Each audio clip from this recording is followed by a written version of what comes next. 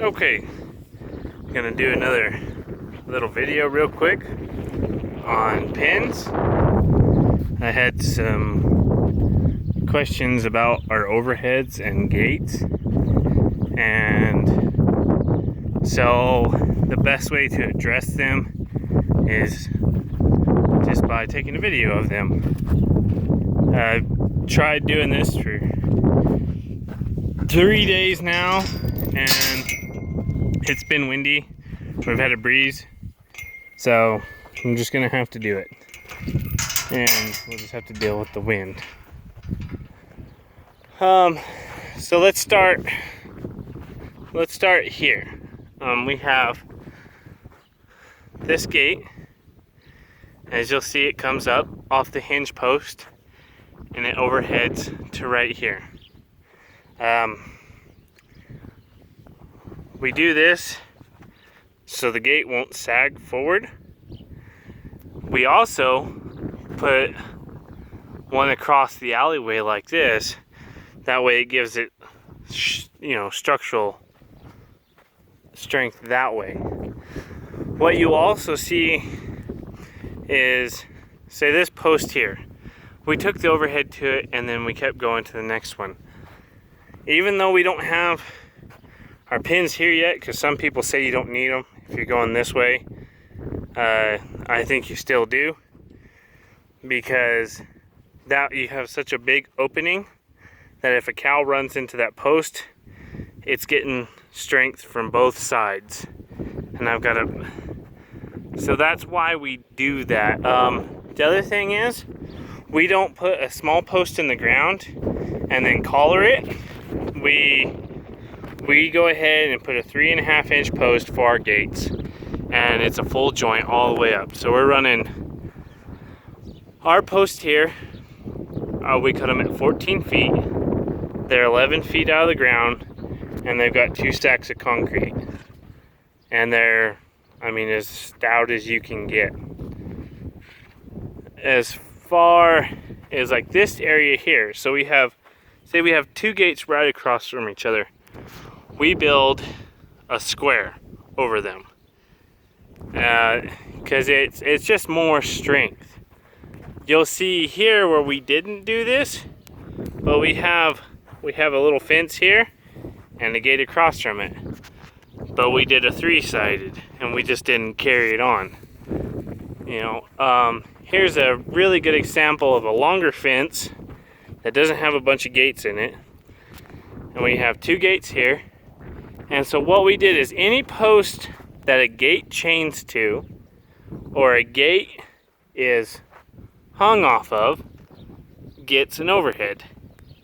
And it just makes it a lot stronger.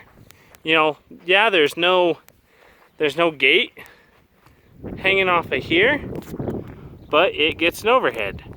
Because, if you run a lot of cows into it, a cow can hit this, or bulls can get on the fight, or something, and it's better. It does cost a little bit more, but what's the bigger hassle? Spending the money now, doing it right the first time. It doesn't mean that it's not going to bend. There's always something that's going to happen. But if you don't do it, then you might have a cow hit it anyway, right off the bat, and then you have to cut your pipes out and you have to reset the post. And that's just, I don't want to play that game. And that's why I do this. And so we try to make them as structural as we can. Now, my other question was on how we make our gates and why do we know to make them. This alleyway, we set our post on 12'6" centers. That's what they're supposed to be set on. They're not always set on that. Things happen. But the inside of our alleyway is no less than 12'2". So, you'll notice that all these gates in the alleyway are hinged in line with the post. Maybe we may make our alleyway 12.3. I don't remember. We'll set our, we can measure it by myself. So we make our gates that go inside of the fences 12 foot, yeah, 12 foot 2. So the reason why we do this, all the gates that are inside the alleyway are built at 12 foot 2. We set our post at 12.6. That way we have a couple inches on this side for hinges and a couple inches on this side for the chain. The reason why you don't want this thing perfectly flush, and this is a really terrible example because this one's actually tighter than pretty much all of them. Here's a good one. Is if you got a cow coming after you and say she's running at you and you're trying to get your gate and you're sitting down here dicking off with your chain and you got to get it thrown on there, if she hits it and your hand is in here, it won't break your hand. That's the other reason why we decided not to use the slides, because we do everything on foot, and we use heavy chain. And when I made them, chain is expensive, but look how long we made those. Those are over 2 feet long, and I'll tell you why. If you got something chasing you, you can take it and throw it. I've had a lot of practice with this. And your gate can be, you can be coming in with your gate and just throw it. Because it's long enough, you're not, because what will happen is people try to short themselves. They'll make the chain that long. And they're always sitting there fiddling it. And if you got a cow that's not bluffing and she hits that gate, you're gonna catch a mouthful of teeth. So what I do when I make my chains is I always give them slack, and I do like that. So I'll set my chain in here and weld it. Usually I'll make them all just this length, but I make sure when I measure my chain, I've got lots of slack on one side and I got slack on the other. It also helps with the weight. You can also do this if you want to put clips on it. That way it locks them in there. Because that red horse right there, I've got a gate. She'll open these gates. She'll grab that chain and she'll mess with it until she works it up. You can weld giant ball bearings on the end of these, or the sucker rod ends, just for a weight. It works just as good. But since, before I got sidetracked, so we got our 12 foot 2 gate. I don't 45 my gates. Look at this. How much? I think our alley's probably 12.6 wide is what it's supposed to be, but it's 12.2 on our sucker rod to our sucker rod, the inside to inside. But I think we set our gates at 12.6. So we got, you know, a couple inches. See, they're gonna try to take off. They think they're gonna go somewhere. But this way, look, it's set. They're not getting through that at all. I've only got one of these gates that's got a bend in it. This is 1.9 OD pipe. It's, I think it's 1/8 inch is what it's supposed to be. It might be a little heavier than 1/8. But that's, I believe it's 1/8. That's how we do that. This gate is shorter. This one's like 11.10. See, since this is how we build our bud box. That's our bud box down there. It's just part of the alleyway. This gate here, let me throw my tape measure up on here. We'll get going down here. Yep, it's 11.10. So we know that our alleyway is minimum, you know, 10.2. or 11 foot 2 inches, inside to inside.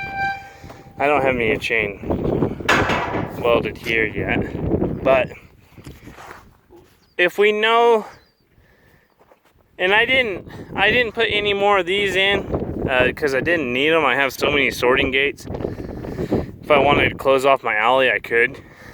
But if you wanted just dead gates, all you got to do is just cut your gate down a little bit and have it where it just goes back against the fence.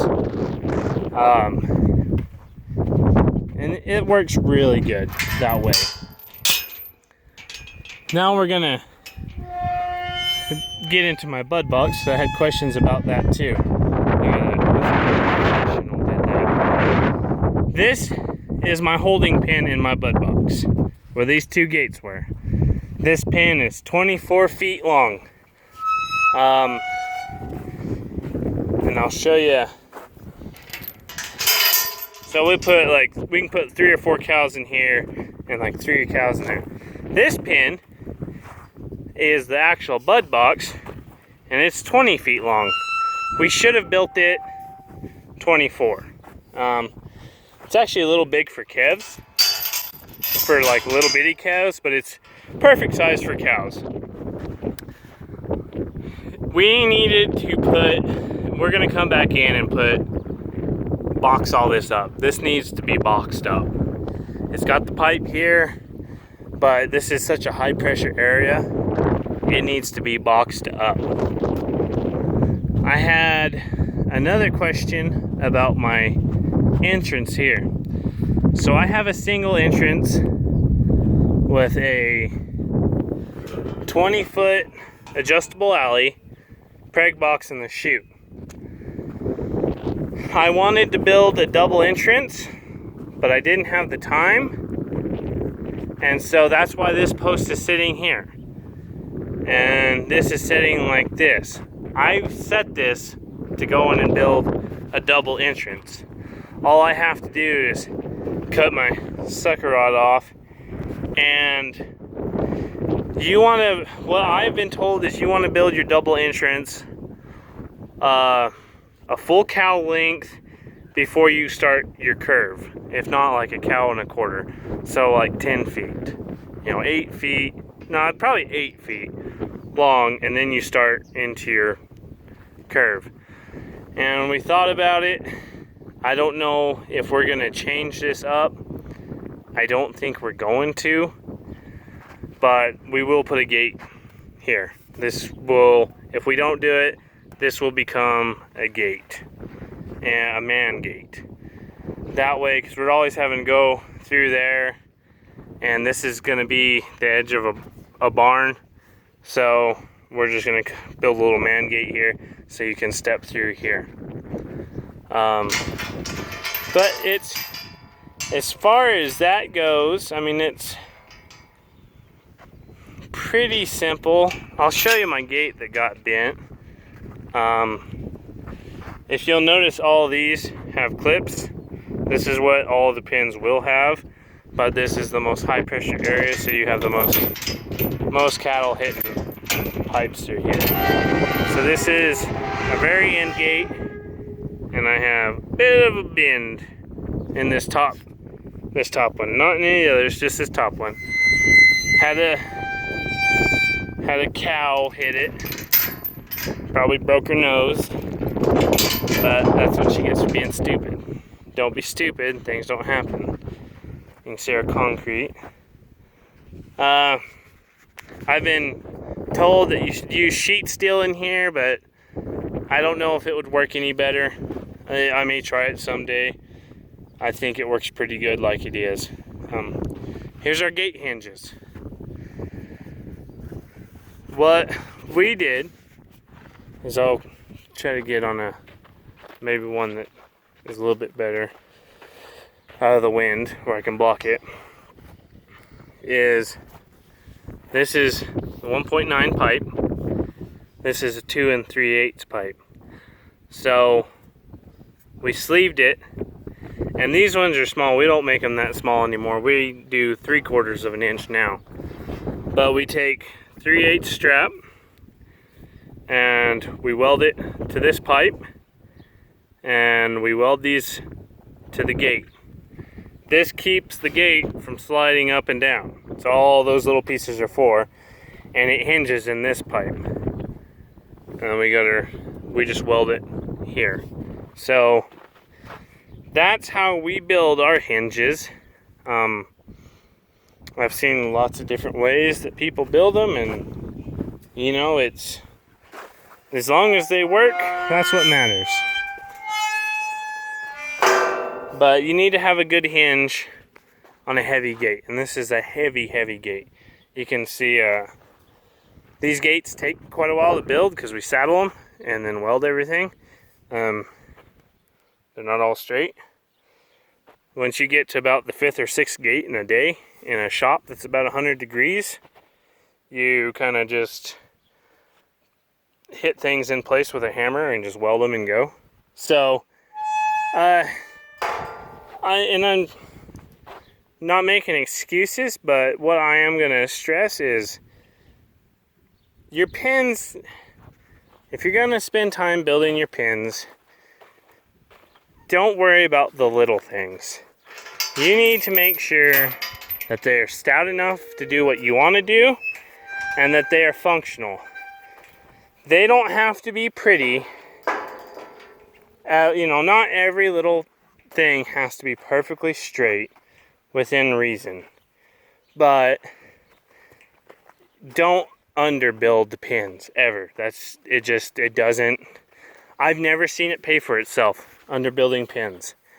If you're going to run a lot of cattle, and I mean, when you start putting in pins like this, it starts costing a lot of money. So you need to figure out how many cattle you're going to run through it and go from there. So like the pipe, all this pipe here that we've done, you know, and that adjustable deal, it's not much.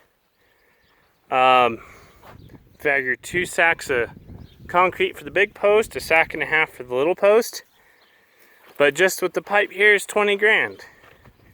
It's a big investment, and that's not paid labor either. That's just pipe.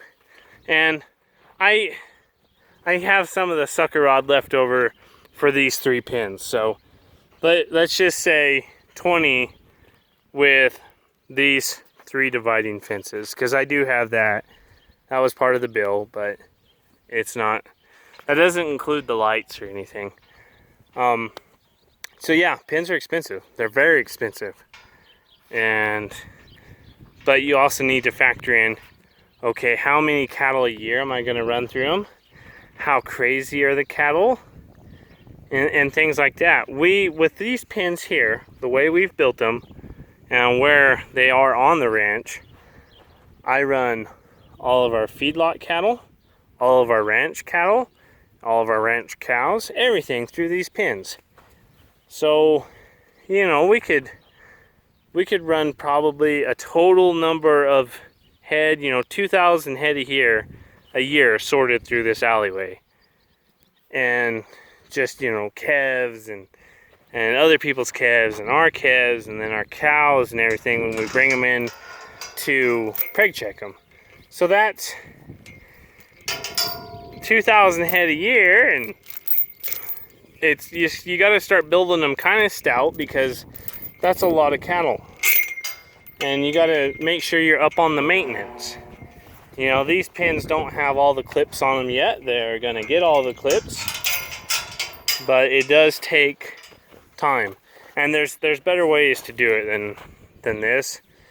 But there may not be cheaper better ways. The other thing I will say is this pipe here is 2 3/8 lined pipe. And it is the most god-awful, nastiest pipe I have ever used in my entire life. And we've got 4 joints left of it, and we're pretty sure that we're just gonna throw it away. Because it's got a plastic and a ceramic liner in it. So you can't saddle them. If you'll see a lot of these, their saddles, you see where there's just huge welds in it.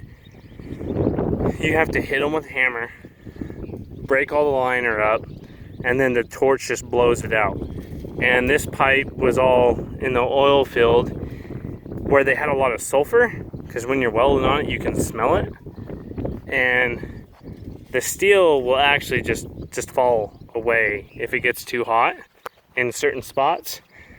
But it works for this. I mean, it's still here. It's gonna stay here. It will work. But they make pipe. You can buy pipe pretty cheap that doesn't have it anymore, and that's what I've gone to. So, you know, you can see where that was just a nightmare going through that thing. But that's what I had, and that's what we used. So, if there are any other questions on this video when it comes to pins, leave them, and I will try to answer any more questions that there are in another video, hopefully on a day where it's not terribly windy. So thanks for watching.